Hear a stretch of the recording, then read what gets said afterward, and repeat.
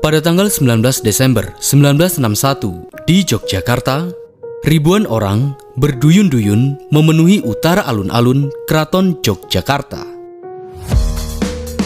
Alun-alun itu lantas menjadi lautan manusia. Tak lama kemudian, rombongan mobil kepresidenan melintasi jalan Pangeran Mangkubumi.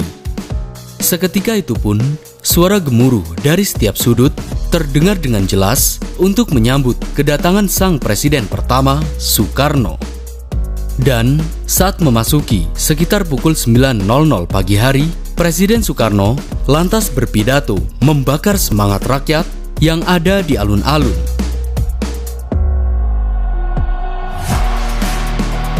Komando saya dengan tegas ialah gagalkan, hei seluruh rakyat Indonesia, gagalkan pendirian negara Papua itu. Gagalkan, kibarkan bendera kita. Dan siap dialah akan datangnya mobilisasi umum. Mobilisasi umum yang mengenai seluruh rakyat Indonesia untuk membebaskan Irian Barat sama sekali daripada cengkeraman imperialisme Belanda. Setiap kata yang keluar dari mulut sang pemimpin besar revolusi itu tidak main-main. Dan memang, pidato ini adalah pidato diumumkannya operasi Tri Komando Rakyat atau Trikora. Tak lama setelah itu, Komando Mandala pimpinan Maijen Soeharto yang diperkuat 20.000 pasukan, ratusan pesawat tempur, serta puluhan kapal perang, akhirnya menyerang Belanda.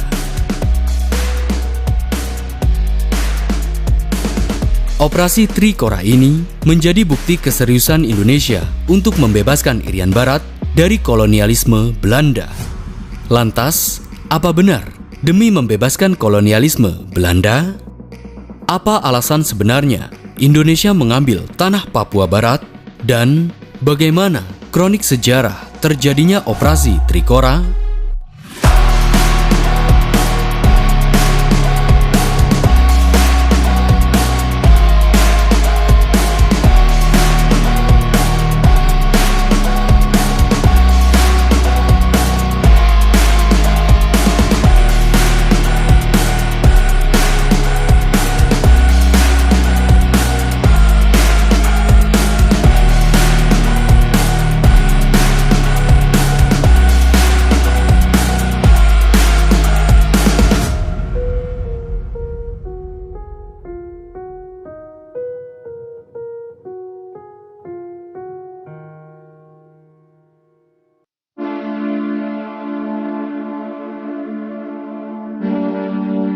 Kekalahan Jepang dalam Perang Dunia Kedua membuat seluruh bekas jajahan Jepang menjadi milik sekutu.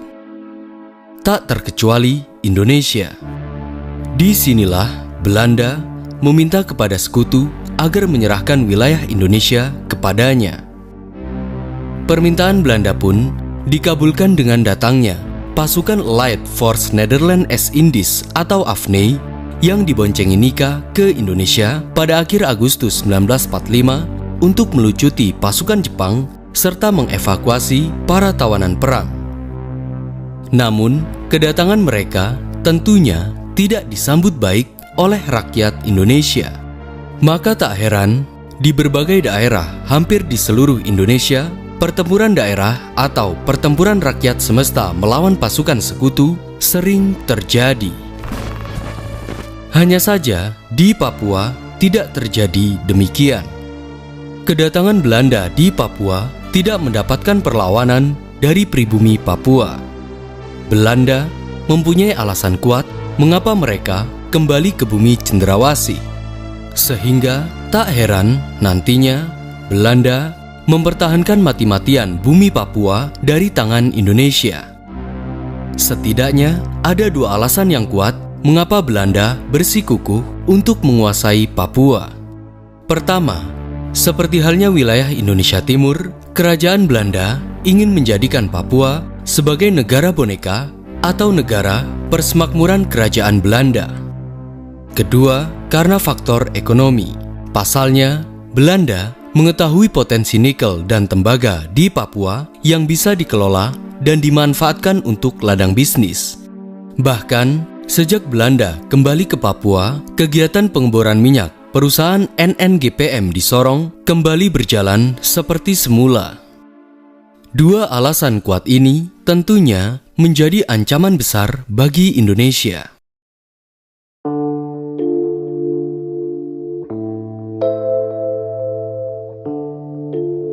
Di saat Belanda sibuk memperbaiki serta membangun ulang perusahaannya di bumi Papua, seorang pemuda kelahiran Biak yang bernama Frans Keisiepo bersama rekannya Sugoro Atmo Prasojo dengan diam-diam sibuk mempersiapkan segala sesuatunya agar Papua bergabung dengan Indonesia.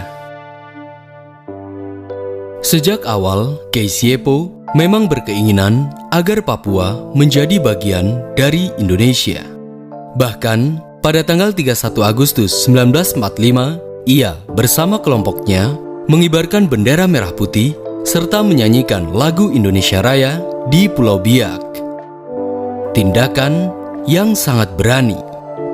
Hanya saja, keberaniannya ini tidak diketahui oleh Belanda. Orang Belanda mengenal sosok Frans Keisiepo sebagai aktivis muda yang bisa diandalkan.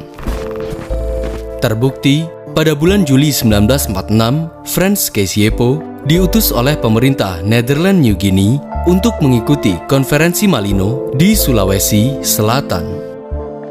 Konferensi ini membahas mengenai rencana pembentukan negara-negara bagian yang berbentuk federasi yang meliputi daerah-daerah di Indonesia bagian timur. Di saat itulah Frans Keisiepo mengusulkan agar nama Papua dirubah menjadi Irian dari bahasa Biak yang berarti cahaya yang mengusir kegelapan. Menariknya, dalam konferensi ini, dengan tegas Frans Keisiepo menolak keras penggabungan Papua dan Maluku menjadi bagian dari negara Indonesia Timur. Sebaliknya, ia berkeinginan agar Papua bergabung dengan Indonesia. Lebih dari itu, perjuangannya masih terus berlanjut.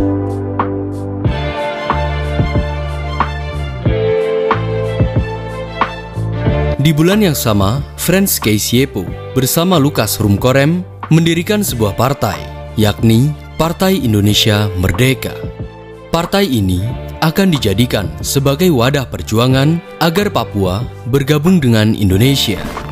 Sejak itulah Belanda mulai mengendus adanya pemberontakan. Dan sejak itu pula, beberapa aktivis dari Partai Indonesia Merdeka ditangkap oleh Belanda. Namun, Frans Keisiepo tidak tinggal diam. Ia pun terus-menerus berjuang untuk menyuarakan nasionalisme. Dari distrik ke distrik, tidak pantang mundur, ia menanamkan nasionalisme agar rakyat Papua sadar akan penjajahan Belanda. Puncaknya, pada tahun 1948, Frans Keisiepo bersama partainya melakukan aksi protes terhadap pemerintah Netherlands New Guinea atau New Guinea Belanda. Dalam berbagai aksinya, ia menggaungkan beberapa hal. Pertama, pemimpin wilayah Papua harus orang Papua asli. Kedua, Papua tidak bisa didikte dan tidak akan menjadi negara boneka sampai kapanpun. Dan yang ketiga, Papua harus bergabung dengan Indonesia. Belanda pun tidak tinggal diam. Akhirnya, Belanda mendirikan partai tandingan guna menanamkan nasionalisme Papua. Partai ini dikenal dengan nama Gerakan Persatuan New Guinea. Partai yang didirikan oleh Marcus Keisiepo, Johan Arix, dan kawan-kawannya ini yang nantinya menjadi cikal bakal lahirnya organisasi Papua Merdeka atau OPM. Meski Belanda membuat partai tandingan, perjuangan Frans Keisiepo tidak terhenti. Sayangnya, keberanian Frans Keisiepo dan kawan-kawannya ini membuat Belanda menangkap dan memasukkan Frans Keisiepo ke dalam jeruji besi pada tahun 1954. Ini tujuan kita, ini maksud kita, ini tekad kita dengan mengadakan negara ini yang kita proklamirkan 17 Agustus 45. Meski begitu, perjuangannya tidak sia-sia. Mengapa? Semuanya akan terbayarkan seiring ambisi sosok Presiden Indonesia Soekarno serta perjuangan Indonesia untuk mengambil wilayah Irian Barat dari tangan Belanda. Hal inilah yang kemudian akan melahirkan konflik panjang antara Indonesia dan Belanda, bahkan juga berakibat menjadi peperangan.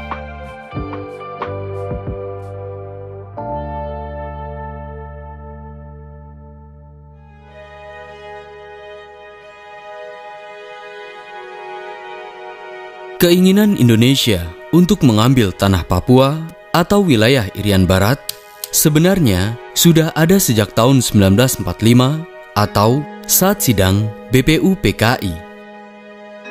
Sidang yang dilaksanakan pada Juli 1945 ini menghasilkan bahwa wilayah Indonesia ialah mencakup seluruh wilayah bekas jajahan Hindia Belanda yang terbentang dari Sabang sampai Merauke atau dari Aceh sampai Irian Barat.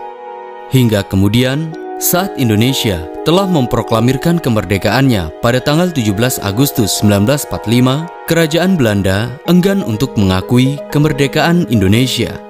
Dikarenakan Belanda masih memiliki hasrat untuk menguasai Indonesia kembali. Maka tak heran pada tahun 1947 Belanda melakukan agresi militernya yang pertama, dan pada bulan Desember 1948 berikutnya, Belanda kembali melancarkan agresi militernya yang kedua dengan menyerang pusat pemerintahan Indonesia di Yogyakarta. Banyak pasukan Republik yang harus berjuang untuk melawan kebengisan tentara Belanda. Bahkan, para pemimpin Indonesia seperti Soekarno, Hatta, Sultan Syahrir, dan Haji Agus Salim ditangkap oleh Belanda.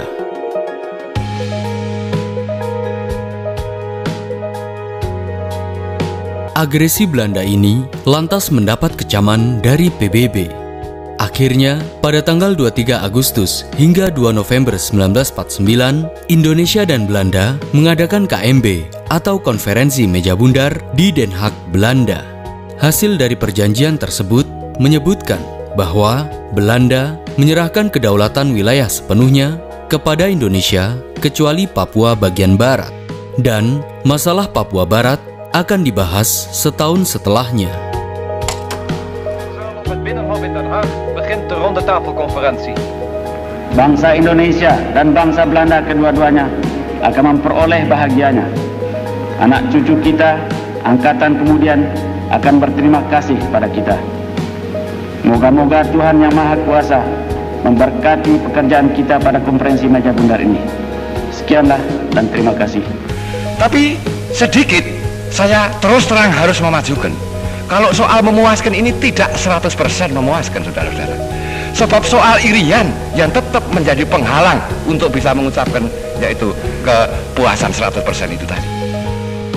Akan tetapi, setelah berjalannya 1 tahun, Belanda tak kunjung menyerahkan Irian Barat kepada Indonesia. Bahkan, secara sepihak, pemerintah Belanda memasukkan Irian Barat dalam wilayah kerajaan Belanda dan mulai membangun Irian Barat. Menjadi jelas bahwa urusan Irian Barat masih belum terselesaikan. Bagi Soekarno, hasil dari KMB ini sama sekali tidak menguntungkan Indonesia, dan Belanda telah mencederai perjanjiannya sendiri. Soekarno merasa bahwa kemerdekaan yang telah tercapai belum lengkap jika bendera merah putih belum berkibar di ujung timur Indonesia, yakni di Irian Barat. Irian Barat adalah sebagian dari tubuh Indonesia. Tanpanya, Indonesia tidak akan utuh sebagai satu kesatuan. Oleh karenanya, Presiden Soekarno terus berupaya untuk merebut Irian Barat. Namun, Belanda tidak ingin menyerahkannya begitu saja. Mereka akan tetap mempertahankan Irian Barat sebagai wilayah koloninya atau menjadikan negara boneka.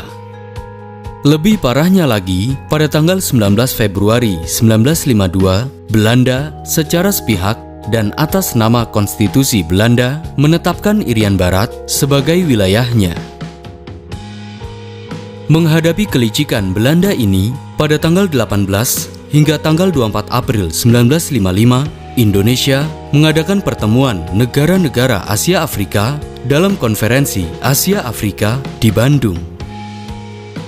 Dalam konferensi ini, Indonesia menjadikan masalah Irian Barat sebagai perjuangan dari sisa-sisa kolonialisme yang masih menghantui sebagian besar negara Asia dan Afrika.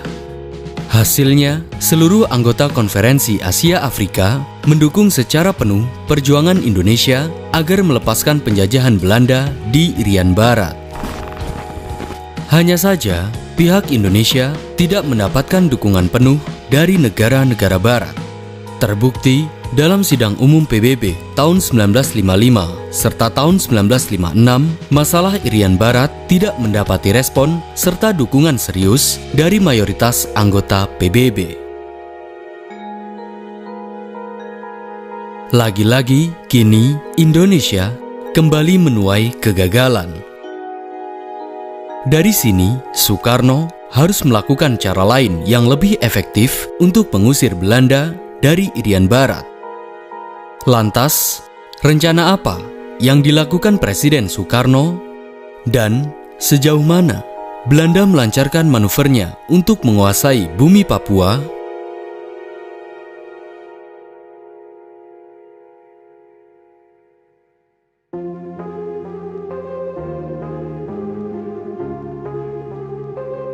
Kita telah mengetahui di tahun 1950-an dalam politik internasional terjadi ketegangan politik dan militer antara Blok AS dan sekutunya atau Blok Barat dengan Blok Soviet atau Blok Timur dalam Perang Dingin. Tujuannya tak lain adalah untuk memperebutkan pengaruh negara-negara lain. Indonesia sebagai salah satu negara non-blok yang kaya akan kekayaan alamnya akan menjadi hadiah yang besar bagi salah satu dari mereka. Lantas, jalan mana yang dipilih oleh Soekarno? America says welcome in a big way to President Sukarno. Vice President Nixon and State Secretary Dulles are on hand at Washington's National Airport. As leader of the highly strategic Indonesian domino, Sukarno was courted by leaders on both sides of the Cold War. Semua pemimpin akan berpikir realistis, termasuk Presiden Soekarno. Baginya, Indonesia tidak harus condong kemanapun. Negara Indonesia akan tetap menjadi non-blok, tidak memihak antara Blok Barat maupun Blok Timur. Dari sini, Soekarno berniat untuk memanfaatkan serta akan mengendalikan keduanya. Terbukti, pada tanggal 16 Mei 1956, Presiden Soekarno menemui Presiden Amerika Eisenhower di Gedung Putih. Tujuan utamanya yakni agar Amerika membantu Indonesia dalam masalah Irian Barat. Hanya saja, Presiden Eisenhower menyatakan sikap netral atas sengketa Indonesia dengan Belanda, mengingat Belanda adalah salah satu sekutunya. Untuk pertama kalinya, Presiden Soekarno pulang dengan tangan kosong. Namun, ia masih mempunyai kesempatan, yakni meminta bantuan kepada musuh Amerika dalam Perang Dingin. Benar saja, pada tanggal 28 Agustus 1956, Presiden Soekarno bersama dengan rombongannya berkunjung ke Uni Soviet. Di sana, Soekarno disambut baik oleh Presidium Tertinggi Uni Soviet K.E. Voroshilov dan pejabat tinggi Uni Soviet lainnya. Beruntungnya, Soviet mendukung penuh Indonesia dalam masalah Irian Barat atas dasar perlawanan terhadap kolonialisme.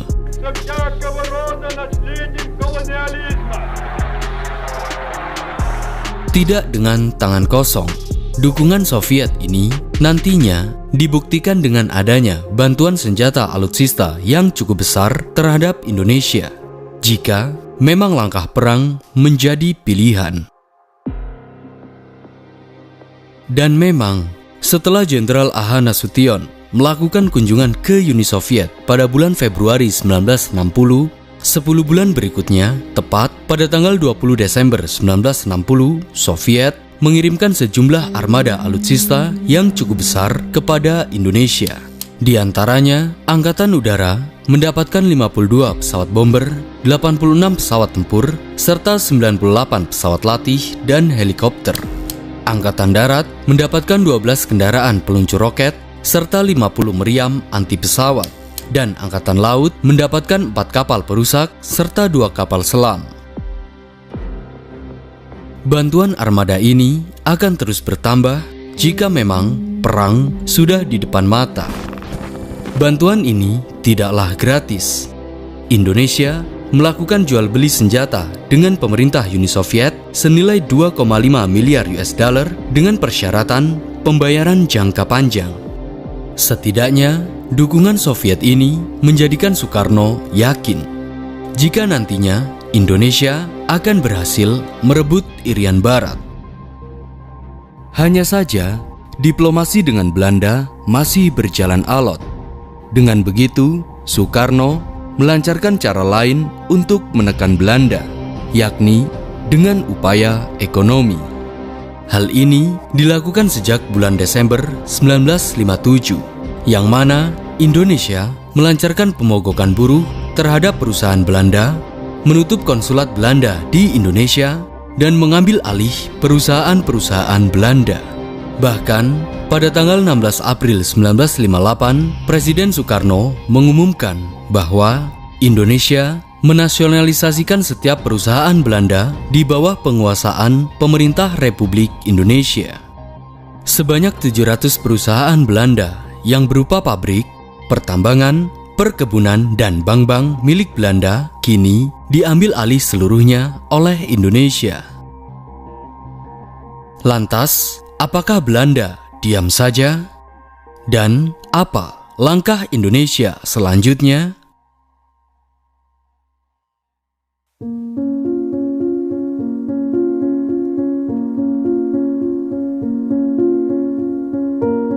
Perundingan antara Indonesia dan Belanda mengenai masalah Irian Barat berjalan alot.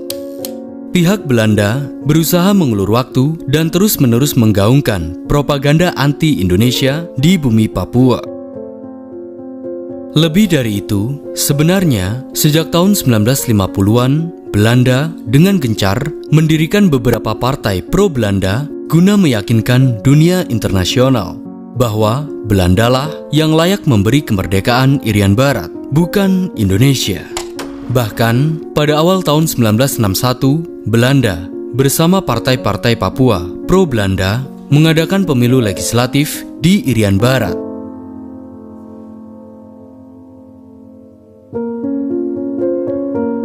Manifesto politik yang diprakarsai partai pro-Belanda ini menghasilkan beberapa kesepakatan. Di antaranya, pertama, Papua Barat sebagai nama baru negara Irian Barat. Kedua, bintang kejora sebagai simbol Papua dan digunakan sebagai bendera nasional Papua Barat. Dan yang ketiga, Hai Tanahku Papua sebagai lagu resmi kebangsaan Papua. Sekali lagi, orang-orang Papua yang tergabung dalam partai pro-Belanda ini nantinya akan bertransformasi sebagai organisasi Papua Merdeka atau OPM. Tidak berhenti di situ. Pada tanggal 11 Oktober, Belanda membentuk Komite Nasional Papua. Dan pada tanggal 1 Desember 1961, Belanda mengibarkan bendera bintang kejora sejajar dengan bendera Hollandia. Disitulah Belanda berjanji akan memberikan kemerdekaan bagi Papua pada tahun 1970. Dan sejak itulah propaganda anti-Indonesia lebih ditingkatkan. Musuh kita yang terbesar, yang terutama, terpokok. Musuh kita yang terpokok, terbesar, terutama ialah imperialisme.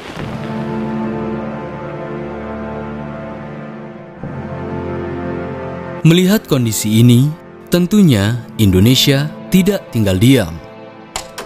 Pada tanggal 11 Desember 1961, dalam sidang kabinet, Presiden Soekarno sebagai Panglima tertinggi memutuskan mengaktifkan Dewan Pertahanan Keamanan Nasional atau Depertan yang bertugas mengerahkan seluruh potensi nasional dalam pembebasan Irian Barat. Dalam sidang pertamanya, Depertan merumuskan dibentuknya Komando Operasi Tinggi atau Koti Pembebasan Irian Barat dan konsep Operasi Tri Komando Rakyat atau Trikora. Dan pada tanggal 19 Desember 1961 di alun-alun utara Yogyakarta, di depan ribuan rakyat Indonesia, Presiden Soekarno mengumumkan pelaksanaan Operasi Trikora. Pertama, gagalkan pendirian Negara Irian Barat. Kedua, kibarkan bendera merah putih di Irian Barat. Dan yang ketiga, bersiaplah untuk mobilisasi umum yang mencakup seluruh rakyat Indonesia untuk membebaskan Irian Barat dari imperialisme Belanda. Komando saya dengan tegas ialah gagalkan, hei seluruh rakyat Indonesia, gagalkan pendirian negara Papua itu. Apa komando saya lagi? Hei seluruh rakyat Indonesia, kibarkan bendera sang merah putih di Papua, di Irian Barat itu. Tegas saya memberi komando ini, gagalkan negara Papua itu. Lebih dari itu, pada tanggal 2 Januari 1962 berikutnya, Presiden Soekarno memutuskan terbentuknya Komando Mandala, yakni gabungan dari Angkatan Udara, Angkatan Laut, dan Angkatan Darat Indonesia yang dipimpin oleh Maijen Soeharto.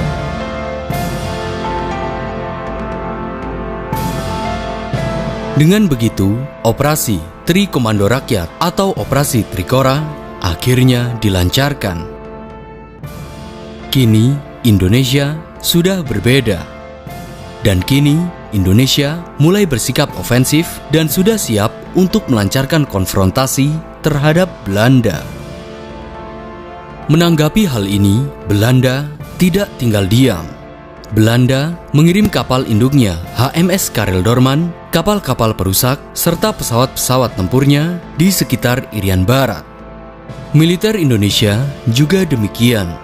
Maijen Soeharto juga mengerahkan seluruh armada yang ada serta ribuan pasukan ke Makassar, sebelah barat Irian Barat. Dengan demikian, perang terbuka antara Indonesia dengan Belanda dapat meletus kapanpun. Dan pada faktanya, perang sudah di depan mata.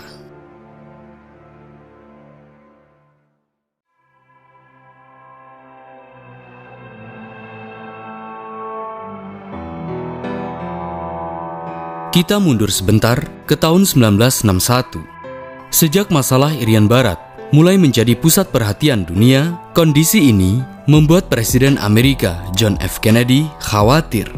Jika masalah ini berlarut-larut, akan menjadi peperangan yang bisa saja mengancam stabilitas keamanan Asia Pasifik. Ditambah lagi, kekhawatiran AS akan campur tangan Uni Soviet. Mengingat, jika hal itu terjadi, eksistensi Amerika dalam Perang Dingin terancam. Sejak itulah, Presiden John F. Kennedy mulai meninggalkan kebijakan netral pasif yang dilakukan oleh Eisenhower sebelumnya. Oleh karenanya, Amerika mulai berniat ikut campur. Semuanya dimulai dengan memainkan peran sebagai mediator dalam setiap negosiasi antara Indonesia dan Belanda. Pada tanggal 23 April 1961 misalnya, Presiden Kennedy mengundang Presiden Soekarno ke Amerika untuk memperbaiki hubungannya dengan Indonesia dalam diplomasi personal. Tak mau kehilangan kesempatan ini, Soekarno pun mendatangi undangan Kennedy. Saat mereka bertemu, Soekarno mengungkapkan bahwa militer Indonesia telah siap untuk menyerang Belanda. Kesiapan ini telah didukung penuh dengan alutsista yang didapatkan dari Uni Soviet. Menanggapi hal ini, Presiden John F. Kennedy menawarkan diri untuk menjadi penengah di tengah konflik antara Indonesia dan Belanda. Amerika meminta Indonesia agar tidak menyikapinya dengan kekerasan atau bahkan peperangan. We realize that they come on a mission of peace, and we want them to know that the people of this country share their great desire that the problems which disturb the tranquility of the world be settled in a peaceful manner. Disinilah Indonesia akhirnya mampu memainkan kartu asnya, yakni dukungan Amerika. Dengan begitu, Amerika maupun Soviet kini telah berpihak kepada Indonesia. Soekarno pun mulai memanfaatkan situasi ini dengan mendekati sekutu-sekutu Amerika agar mereka tidak memberi dukungan kepada Belanda jika perang terjadi. Di lain sisi, sebagai bukti atas keberpihakan Amerika, pada pertengahan Desember 1961, Kennedy berkirim surat kepada Jan de Quay, Perdana Menteri Belanda, agar pemerintah Belanda segera menyelesaikan masalah Irian Barat dengan jalan damai.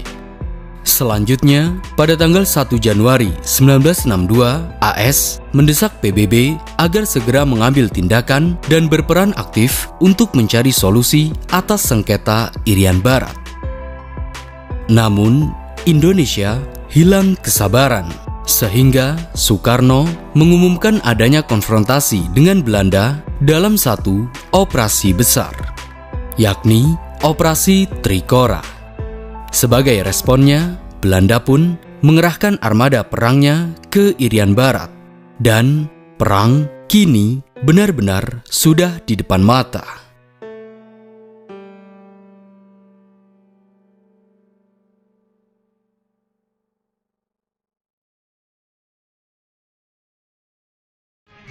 Tanggal 19 Desember 1961, Presiden mengeluarkan perintah kepada seluruh rakyat Indonesia yang terkenal sebagai Trikora atau Tri Komando Rakyat.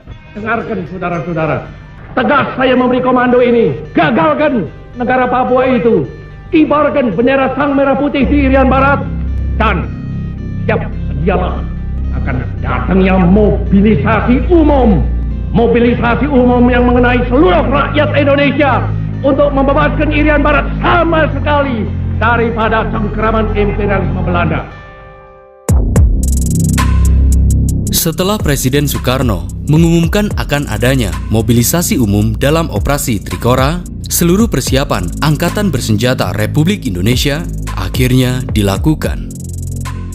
Komando Mandala pimpinan Maijen Soeharto ini mengerahkan 13.000 tentara, 7.000 penerjun payung, serta 4.500 marinir. Seluruh pasukan, baik dari AURI, ALRI, serta Angkatan Darat Republik Indonesia diperkuat dengan alutsista yang cukup besar. Di antaranya, 50 helikopter Mi-4 dan Mi-6, 30 pesawat jet MiG-15, 59 pesawat pemburu sergap MiG-17 dan MiG-19, 20 pesawat pemburu supersonik MiG-21, 12 kapal selam kelas Whiskey, puluhan korvet, dan 1 buah kapal penjelajah kelas Sverdlov atau KRI Irian. Dari jenis pesawat pengebom, terdapat 22 pesawat pembom ringan Ilyushin IL-28 dan 26 pesawat pembom Tu-16. Sementara dari jenis pesawat angkut, terdapat 26 pesawat angkut ringan jenis IL-14 dan AQ-14, 6 pesawat angkut berat buatan Uni Soviet, dan juga termasuk 10 pesawat angkut berat jenis C-130 Hercules milik Amerika Serikat. Dari sini kita mengetahui ternyata ada senjata milik Amerika yang digunakan. Dengan kata lain, Amerika dengan diam-diam memberi bantuan alutsista kepada Indonesia.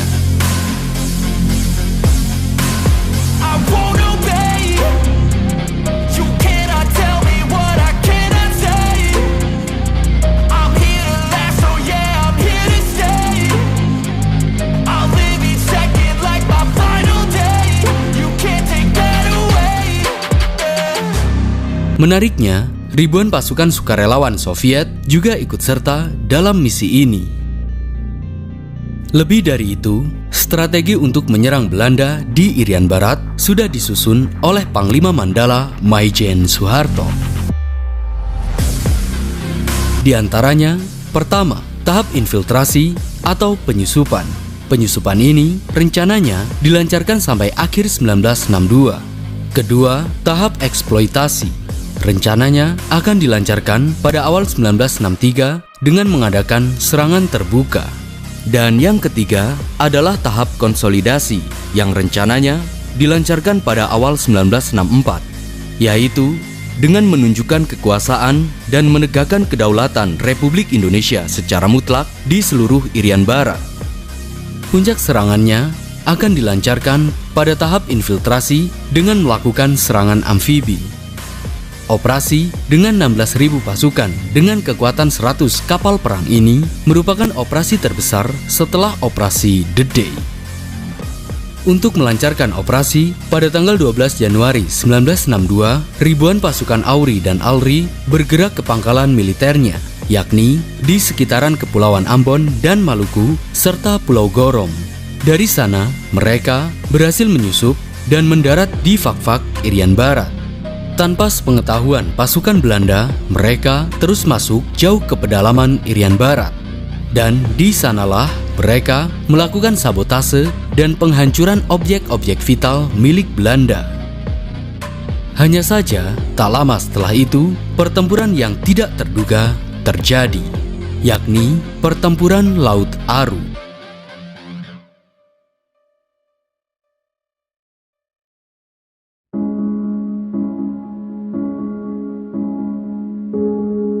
(15 Januari 1962), di sekitaran Laut Arafuru, Maluku, 3 motor torpedobot Alri yang terdiri dari KRI Macan Tutul, KRI Macan Kumbang, dan KRI Harimau melancarkan operasi rutin atau pengintaian.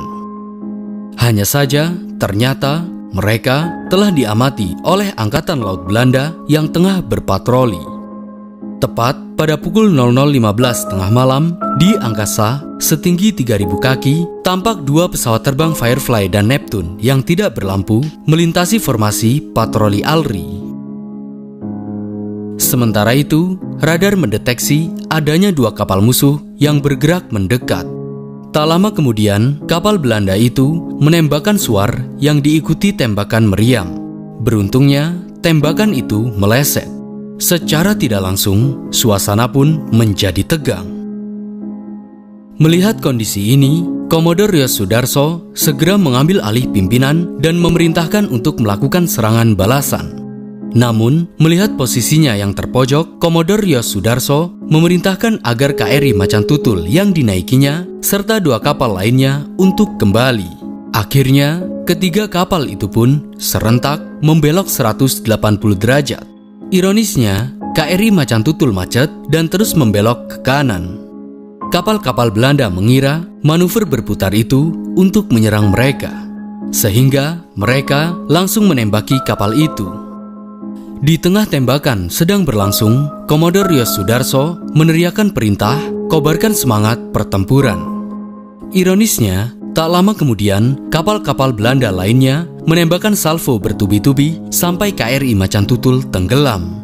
Dari peristiwa ini, sebanyak 39 pasukan termasuk Komodor Yos Sudarso gugur, dan 53 pasukan lainnya ditangkap oleh Belanda.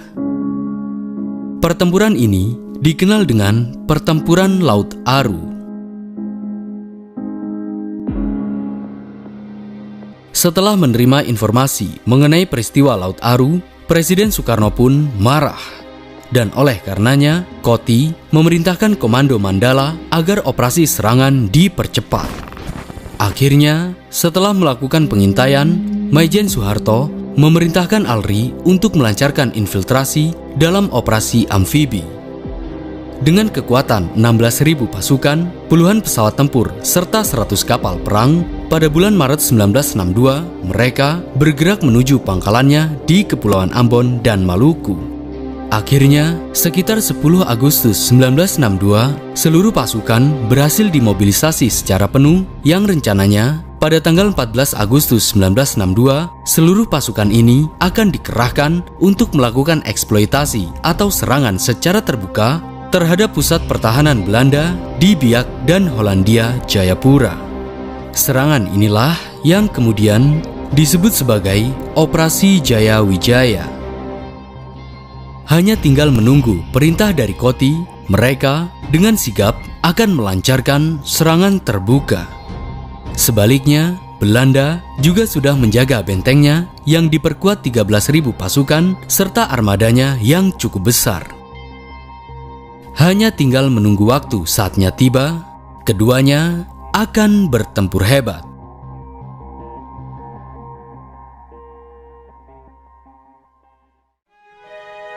In Dutch New Guinea, the tiny garrison is fully alerted in the wake of an abortive expedition by Indonesian forces.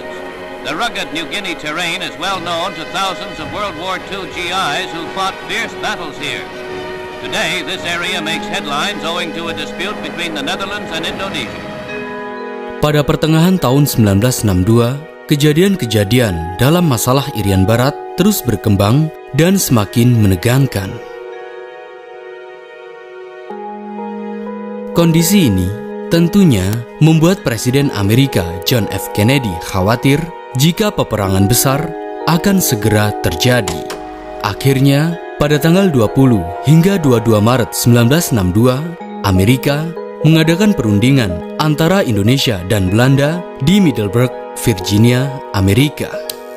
Hasil dari perundingan ini, Belanda mau menyerahkan Irian Barat kepada Indonesia setelah diadakannya penentuan nasib sendiri oleh rakyat Irian Barat. Namun, hal ini dibantah pihak Indonesia. Indonesia menginginkan agar Irian Barat diserahkan kepada Indonesia terlebih dahulu, barulah kemudian diadakan penentuan nasib sendiri. Otomatis, usulan ini ditolak oleh Belanda. Menanggapi hal ini, Ellsworth Bunker mengajukan usulannya yang terkenal dengan Proposal Bunker. Isi dari proposal ini adalah Irian Barat akan diserahkan kepada PBB. Selanjutnya, PBB akan membentuk pemerintahan sementara sampai tanggal 1 Mei 1963.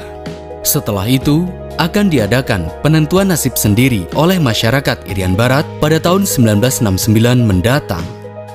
Pada akhirnya, proposal Bunker ini pun diterima oleh kedua belah pihak, dan akhirnya kesepakatan pun berhasil. Sebagai lanjutan dari perundingan Middelburg, pada tanggal 15 Agustus 1962 diadakan Perjanjian New York. Dari perjanjian ini diputuskan bahwa Irian Barat akan diserahkan kepada United Nations Executive Authority atau UNTEA mulai dari 1 Oktober 1962 hingga 1 Mei 1963. Selanjutnya, Irian Barat akan diserahkan kepada Indonesia secara de facto dan menjadi sepenuhnya milik Indonesia setelah kemudian diadakan penentuan pendapat pada tahun 1969 mendatang. Meski status Irian Barat masih menjadi de jure, setidaknya bendera Indonesia berhasil dikibarkan di tanah Irian Barat. Otomatis, Operasi Jayawijaya atau Operasi Amfibi akhirnya dibatalkan seketika setelah kemudian Maijen Soeharto menerima informasi dari Koti Presiden Soekarno. Lantas, jika Operasi Jayawijaya memang benar-benar dilancarkan, apakah mungkin akan terjadi peperangan yang besar? Nanti tanggal 1 Mei jam 12.30 pemerintahan di Irian Barat mutlak akan jatuh di tangan.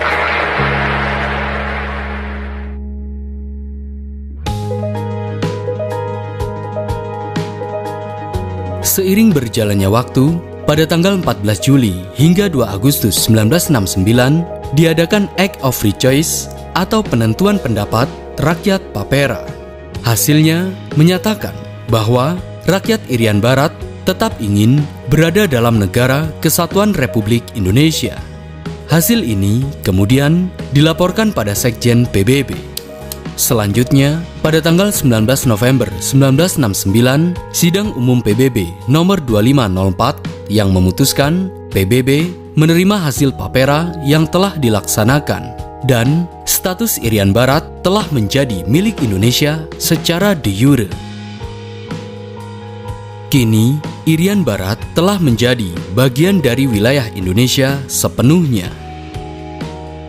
Dari sini, kita telah mengetahui bahwa perjuangan diplomasi pemerintah Soekarno yang bermain dua kaki ini telah berhasil dan tidak perlu akan adanya pertempuran panjang. Namun, bagaimana selanjutnya? Lupa saya menutup sambutan saya ini dengan memanjatkan doa kehadirat Allah Subhanahu wa Ta'ala agar supaya Allah memberi berkat rahmat kepada seluruh bangsa Indonesia, memberi berkat rahmat kepada seluruh perjuangan rakyat Indonesia ini, memberi berkat rahmat kepada perjuangan rakyat Indonesia yang hebat-hebatan di segala bidang untuk memasukkan Irian Barat ke dalam wilayah kekuasaan negeri. Sekian, terima kasih.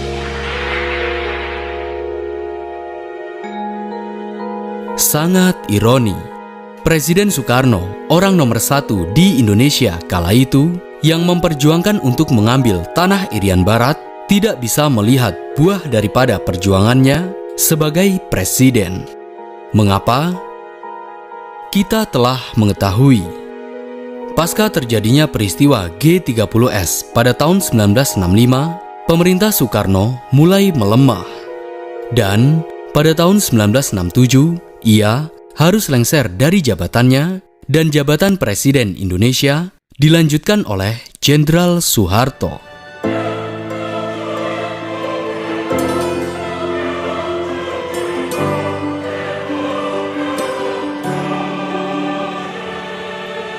Di tangan Presiden Soehartolah, nasib Irian Barat akan ditentukan.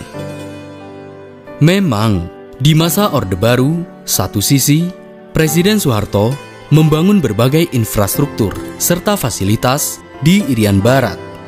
Namun, di sisi lain, Irian Barat justru menjadi ladang bisnis para pejabat serta hanya segelintir orang. Terlebih, perusahaan asing yang terus-menerus mengeruk kekayaan alam bumi Papua. Jika memang Papua Barat menjadi bagian dari Indonesia, maka selayaknya rakyat Papua diperlakukan seperti halnya seluruh rakyat Indonesia, yang mana rakyat Papua juga layak merasakan keadilan sosial sesuai bunyi Pancasila kelima, yakni keadilan sosial bagi seluruh rakyat Indonesia. Lantas, apakah rakyat Papua menikmati kemerdekaan itu? Bagaimana kondisi Papua setelah menjadi milik Indonesia atau di masa Orde Baru? Terlebih setelah perusahaan yang mengeruk tambang emas, tembaga, dan perak? Setidaknya akan dibahas di episode ketiga selanjutnya.